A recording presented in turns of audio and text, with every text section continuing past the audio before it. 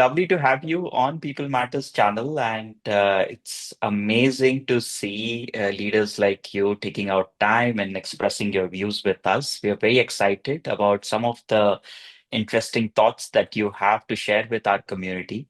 Just to give you a bit of insight, People Matters is Asia Pacific's largest community of HR and talent leaders. So, about close to 500,000 leaders consume People Matters every single day.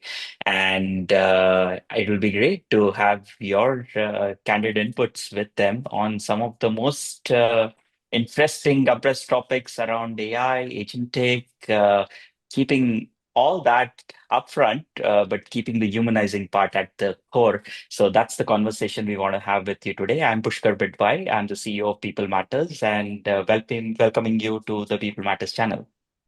Thank you so much. I'm very happy to be here having this conversation with you today. Thank you.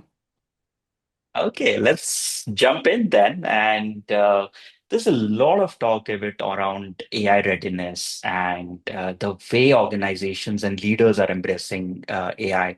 In fact, one of our largest researchers, Sherpa in the Asia Pacific region, uh, found that only 1 in 4 leaders were actually adapting AI and using it. And when I say that, not in the sense of using ChatGPT or some of the personal productivity tools, but at an organization strategy level.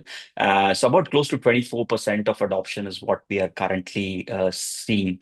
Uh, what do you think leaders are doing wrong? Is there a concern that we have, or is it a natural process of evolution when it comes to technologies like AI?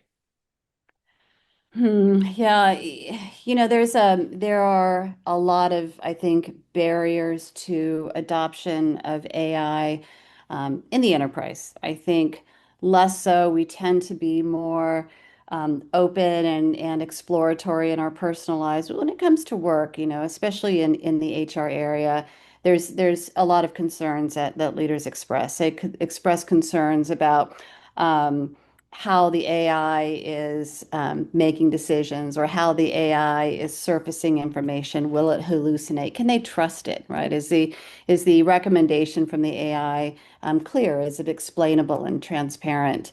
Um, are do we ourselves have the skills that we need to work properly with AI? Are we asking questions in the right way? What does it take to implement? How do we keep our data safe?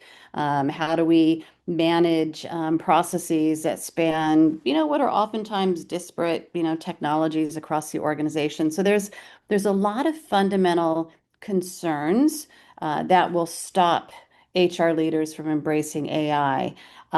We take a different approach at Oracle, and I think we address a lot of those. But it starts with organizations. Really, I think they need to step back and ask, what are my barriers, and what are the options on how I can overcome those barriers? And again, not all AI is different. Oracle has a different approach, so we do address some of those very uniquely. Amazing.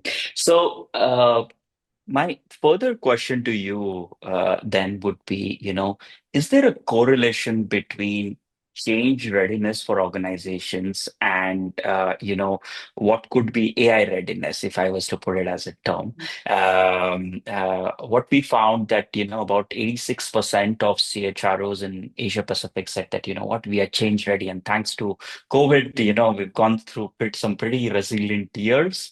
Uh, but about 29% of them said that, what, we are actually AI ready.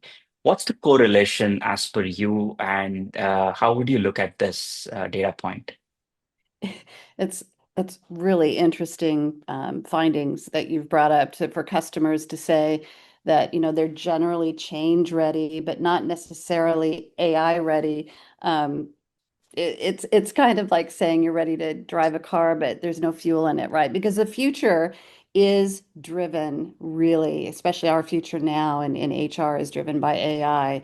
And you can't say that you're change ready if you're not AI ready. So what's the difference? I think change readiness, is really about willingness and your ability and your willingness to change your processes and policies, org structures, and things that we've done over the years and have become somewhat familiar with. But I think when leaders hear, you know, AI and are you ready for AI? They tend to think, no, we're not there yet. We're concerned about data and governance and security and all those things that I mentioned earlier, right? We don't we think that AI readiness requires perfection, but it doesn't. It just really requires a starting point. So I think that it's really a mindset that being AI ready means that you are willing and ready to start with AI, partnering with somebody like Oracle. I've mentioned that we're helping organizations overcome a lot of those barriers that we started with, right? Protecting the data. Well, when AI is embedded, you don't have to worry about the security of your data or AI exposing data to individuals through its very process because it's all built on the same security model and access controls, etc. We're not going to expose anything more to individuals that they shouldn't already be, prevented from seeing. We are, making sure that we're leveraging the data that's already in your system. You don't have to worry about integrations and bolting on with other AI tools and making those connections and keeping them up to date. We've done that hard work for you. You are also able to use external data if you want in conjunction. So we're addressing a lot of those barriers and challenges. And I think organizations, once they understand what's possible, especially through Oracle's approach, they will find they're not only change ready, they are AI ready, and we've helped them get there through our approach. I think that's going to be a big journey that a lot of enterprises would need to travel. And thanks to some of the work that you guys are doing, getting them from not just change ready, but really AI ready to embrace the future and all the challenges that are ahead of us. And I would say opportunities as well, because it opens up a huge set of opportunities that organizations could look forward to. Exactly. Now, since we're talking about large scale transformations, Asia is about one third of world's workforce, and some of the largest HR transformation projects are done here because of the sheer size of employees and organizations. Um, how would you say that, compared to global organizations, Asian organizations would look at leveraging AI? Are there some early trends that you guys are already seeing, or are anticipating on the overall usage of AI as at a org level, and of course at the people transformation practices as well? No, it's a good question. It's interesting.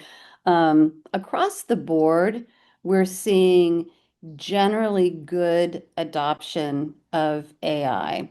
Again, the change from last year to this year has been pretty significant from customers crossing their arms and saying, all of these barriers, we're not ready. We need, to have the governance and everything in place to now many more thousands of our customers alone are using various forms of our AI in all regions. But I think when we think specifically around India, and especially in areas like IT services or manufacturing, a lot of shared service centers, there's these high frequency, high volume, and high impact processes, things like onboarding, recruiting, managing payroll, help desk tickets, right? Answering questions and even compliance.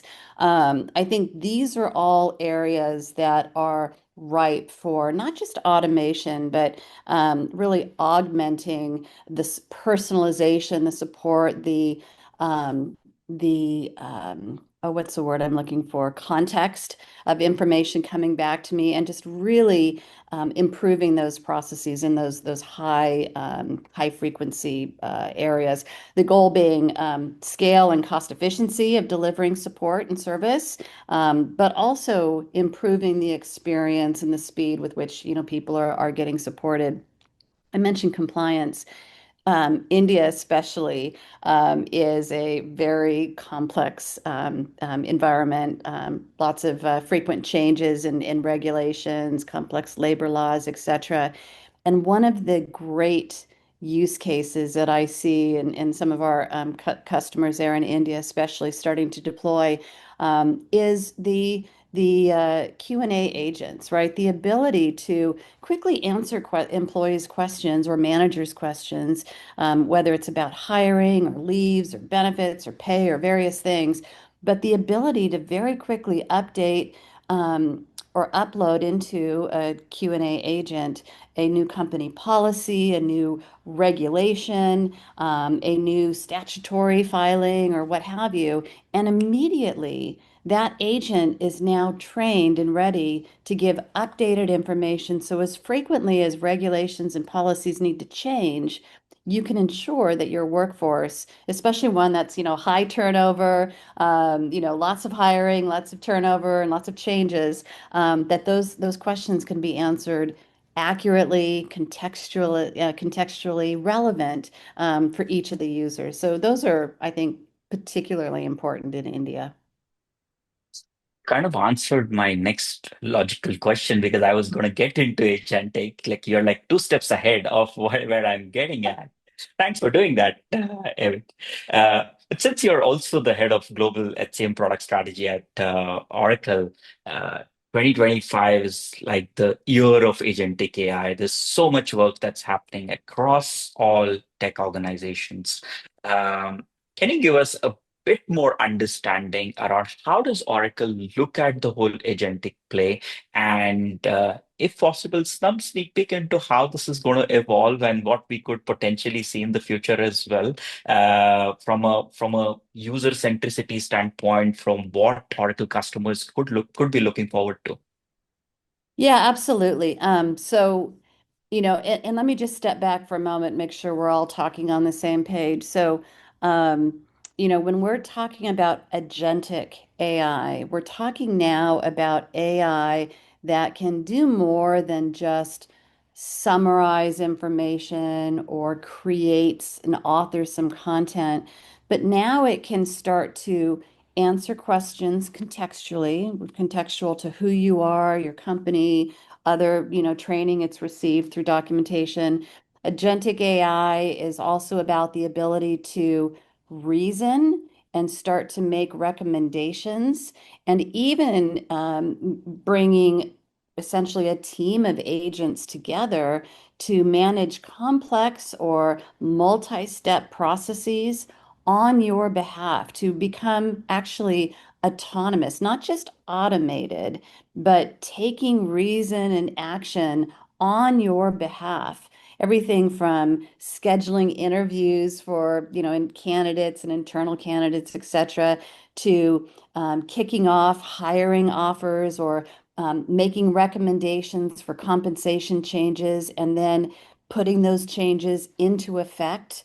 At any point, what's important is that as we become more familiar with using these agents, agentic AI that are reasoning and recommending and starting to stage actions and then taking action, we have to build trust with these agents over time.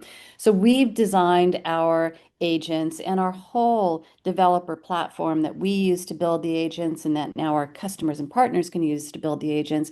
We've designed them so that you can have humans in the loop at any stage. Before you even grant an agent access to your or an employee's information, you can, have the human say, yes, I authorize this access or not. Once you trust the agents, you can let it access the data and then take another step. If I'm talking about a compensation process, I can have it make recommendations after it's gone through a series of research and pulling information and analyzing data, et cetera. And I can have it make that recommendation, but it's always going to come through me and other approvers before it actually gets submitted and put into the system. Over time, I may see that it's accurate consistently, and I just need it to go through the final approval as opposed to my first, line of sight. So, that's just one little simple example, but Agentic AI is here today.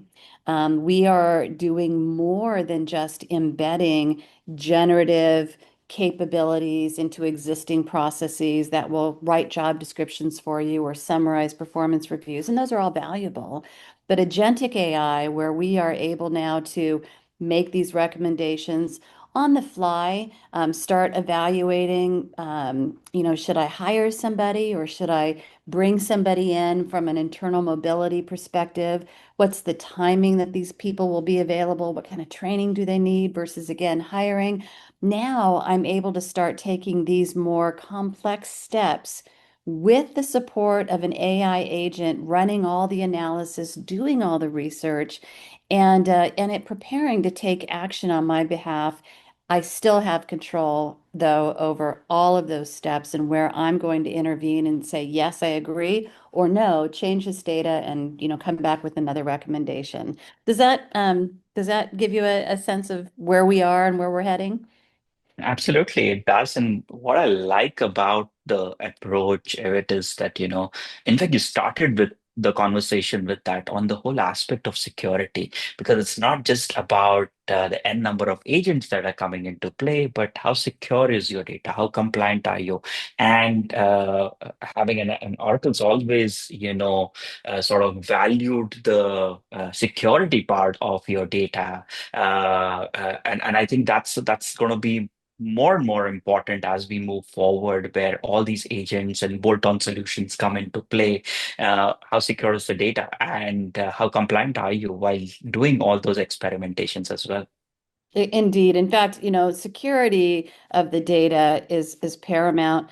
I know a lot of HR leaders are rightfully asking, well, what about the ethics? Is it controlling bias? Or well, we talked about accessing the data, but the way that we are prompting, constructing the prompts behind these engagements, kind of the guardrails we have in place.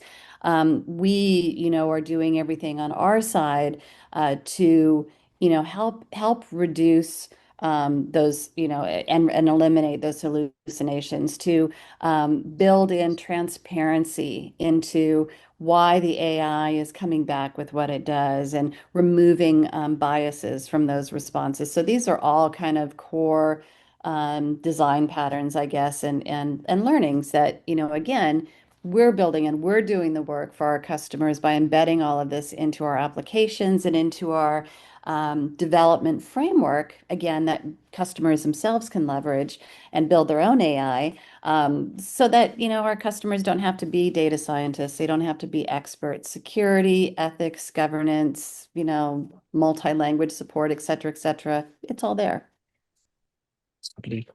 What I love about leaders like you is that, you're always two steps ahead. I was just going to get into the whole software aspects of AI, and you already answered some of that for me. No, but let's drill into that. Go ahead and ask your question. Help me understand. Super.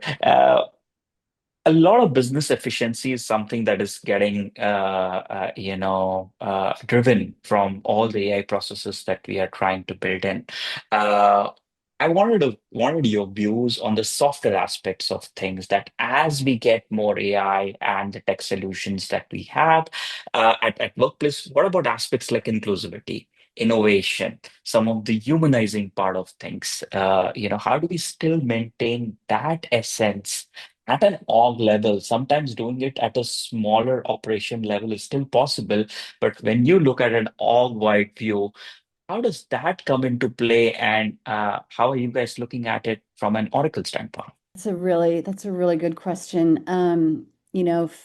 Fundamentally, um, we have a vision that AI should be augmenting the work Mhm. of humans, not replacing the work of humans. And we think that there's tremendous opportunity for AI to improve productivity, but it's not just about cutting time and costs. It's truly about expanding what's possible, right, for people. How do we, improve innovation, as you've said, with AI? And a lot of times I mean, again, AI is a productivity enhancer. Chris Leone, our EVP of applications across most of our applications in AI, likes to talk about how AI, should make all of us a 5x or a 10x productive employee. And that's great. And it does certainly free up time then to work and focus in other areas. But AI can also be used to, when we're analyzing work, performing actions to do the hard work, to do the research, to uncover connections or find anomalies or patterns and things that we should be aware of that we wouldn't have seen on our own, right? Without the use of this intelligent research capability and it does it in the flow of work. So I think a good example is when you think about workforce planning. I mean, workforce planning is a huge area that organizations, are constantly struggling with. Traditionally, in workforce planning, we're looking at headcount, we're looking at budget. But when you apply AI, and especially AI that can reason and ask questions and kind of negotiate the data. It can go a lot further. It can scan for skills across the organization, and even if those skills are not explicitly declared, it can infer skills availability and look at adjacent possible skills. You don't need to have all your data perfect to start understanding more about your workforce, to bring in that external, labor market data and look across the workforce and bring it together with other information in your enterprise, like historical attrition rates, indicators for cultural fit, and so on. But all of this can be brought together and researched, and again, trends can be surfaced that I wouldn't have seen on my own. And I think this softer skill of innovation, I can rethink the way I am managing workforce planning from just a simple, head count and budget, and even simple skills availability into something much richer that's going to drive a better outcome and hopefully one that even provides a better ultimate, cultural fit and connection across the organization. Just one example of going beyond just time savings with AI to improving that. You mentioned inclusivity.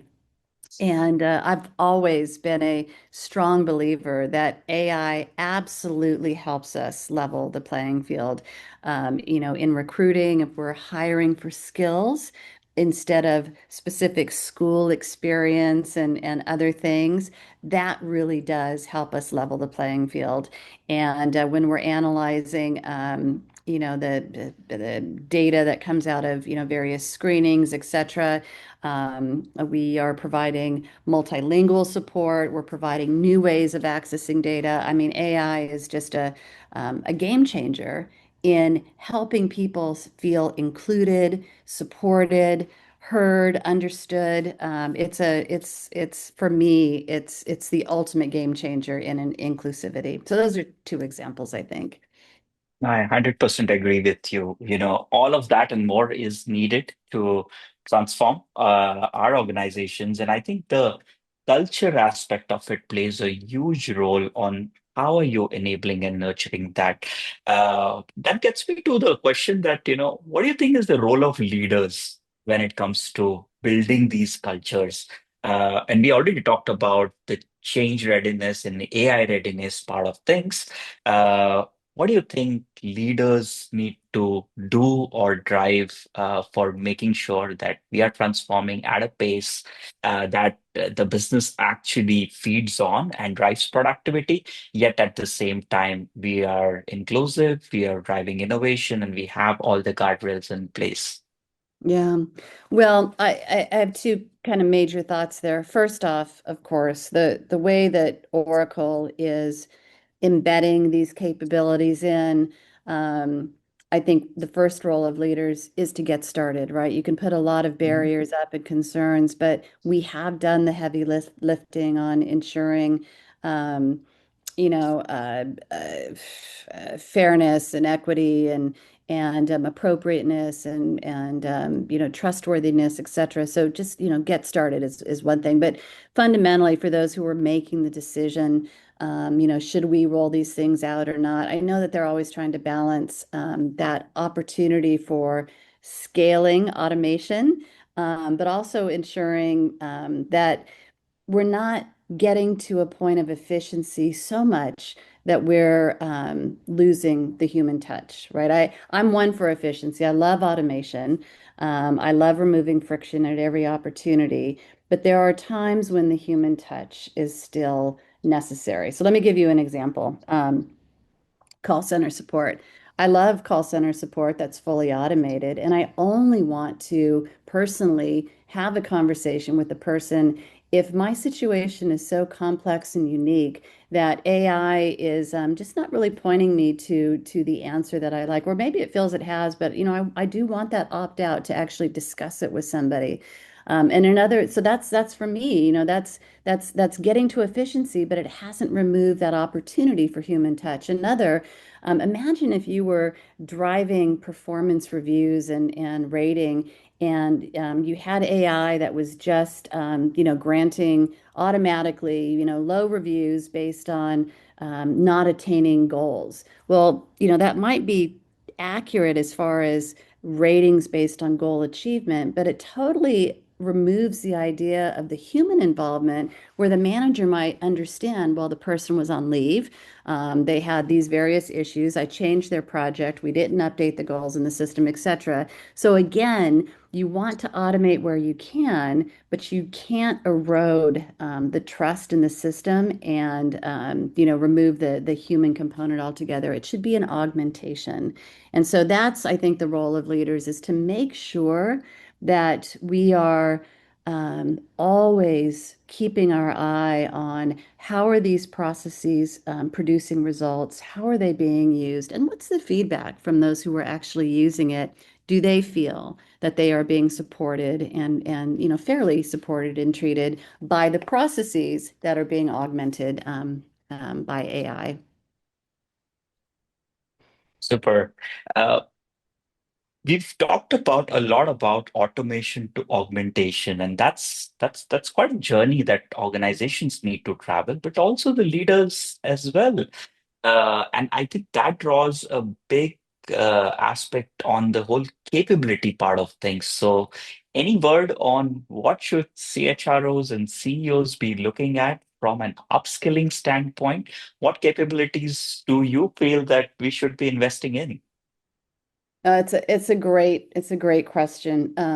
I think first and foremost, CHROs have to remember it's not about just using AI as a tool. It's about partnering with AI, and AI is not just a tool, but it's also a mindset. And so there are, I think, some key skills. I think the skills are necessary across the board. I think our approach at Oracle actually makes some of the attainment of those skills maybe less of a priority in our approach versus others. But for example, contextual AI literacy. So you get results from using AI. You ask for a summarization of a performance, or you ask for a recommendation, but you want to make sure that you're looking at that AI in the flow of that process, not just as some abstract concept. So we need to maintain that critical thinking, look at the response and thinking about the response in the context of the flow. And that's just a matter of review and being mindful of what it is that we're trying to leverage. Um, I think that AI is great at starting now to help us take action. And again, one of the skills is to understand when is it okay to let the AI take action on your behalf, and when should you bring humans into the loop. So that's just something that I think you start to learn and develop. And right at the beginning, we're all going to say we want human intervention at every step. And as we grow and mature with experience and the confidence in the AI, it will morph briefly. Ultimately, I would say, the focus for CHROs and the skills that you might want to learn, it's not really about learning how to use AI. It's learning how to work better because AI is already part of how you work. So getting comfortable with that is probably the biggest skill. Don't focus about the prompt engineering and various pieces. Focus on how do you leverage AI working alongside of you to execute your work better. Lovely. We'll take that word and we will try and work towards that as well. Thank you so much for joining us, Yvette. I had a lovely conversation and looking forward to having more such interactions and getting more insights to our community members. Thank you so much. Thank you. I appreciated the conversation. Great questions. Thank you.